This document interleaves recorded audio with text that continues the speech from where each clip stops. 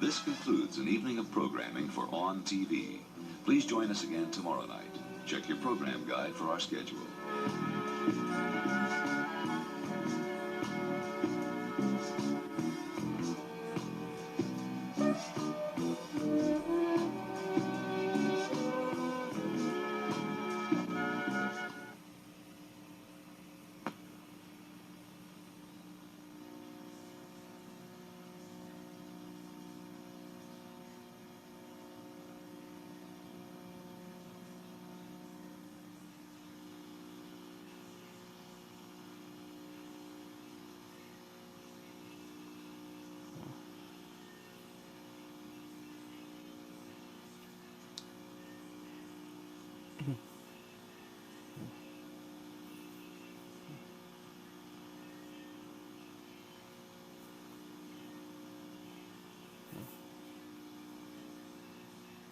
Siege of Jerusalem, Jeremiah was in prison because of his outspoken prediction of the inevitable capture and destruction of the city by the Babylonians.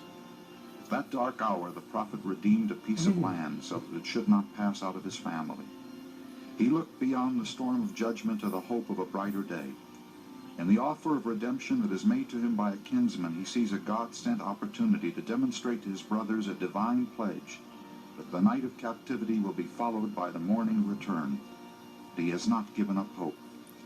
Many of you, I'm sure, are acquainted with the quotation from Alexander Pope's essay on man. Hope springs eternal within the human breast. It is universally true that hope is a virtue known only to the human race. Life is intolerable, a miserable existence, a hellish experience, unless a person can indulge in the thought that someday things will be better. To live, you must hope. Hope is the essence of your human consciousness and human nature. Thus, in a true and terrible sense, we cease to be human when we cease to hope. Take everything away, if you will, from a human being. Deprive him of wealth, position, of all that he loves. But if he still can hope, he has the spiritual foundation upon which he can build his life anew, upon which he can create a civilization. But deprived of hope, he becomes a slave to despair, a lost soul. Consider for a moment the problems that we face as parents. Parents suffer many disappointments, endure many days, if not years, of anguish as they raise their children, as they attempt to do everything possible to help their children. Very often your children deny your leadership and refuse to be helped. Many of you, as mothers and fathers, have wept copious tears over the obstinate rebelliousness of children. Well, and what is it that keeps you going, that helps you face the future with unbroken confidence? To be sure you love your child. Granted, then, that this normal attachment accounts for your loyalty, yet this very love that you have could break you, could destroy you by bringing you to the very depths of despair if you do not hope. You hope that somehow, someday, your son or your daughter will change for the better. And most marvelous of all is the fact that frequently this hope is fulfilled. For as long as you are there to love and devotedly to help your child, as long as you speak to him expressing your faith in him, your confidence in him, because you hope for the best, just so long is it possible for him to turn from his wrongdoing, from his errors, and return to the path which you know will make his life a blessing. Without hope, a parent would perish. What else is it but hope which makes us believe that someday there will be peace on earth, that nation shall no longer lift up sword against nation, and that brotherhood shall prevail? Similarly, we must have hope for a better tomorrow. Although there are times when it is difficult to have that kind of faith in the future, the kind of faith that Jeremiah showed, I feel that if we seek, we can find reason to retain our hopes.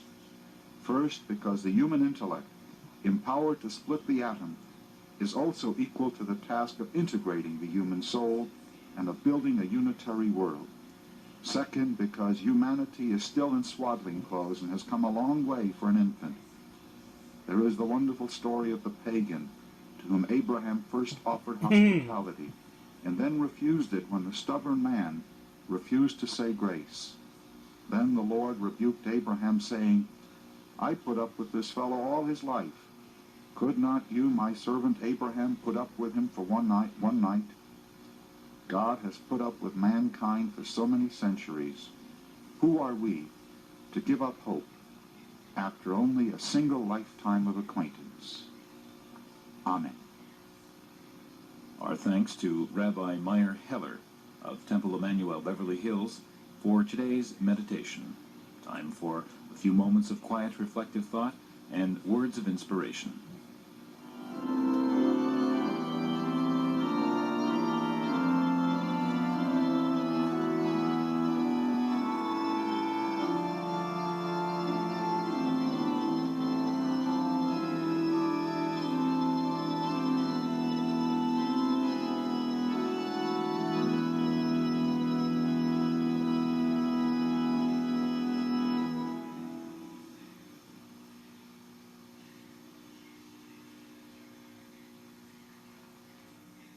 This is KBSC-TV serving the greater Los Angeles area.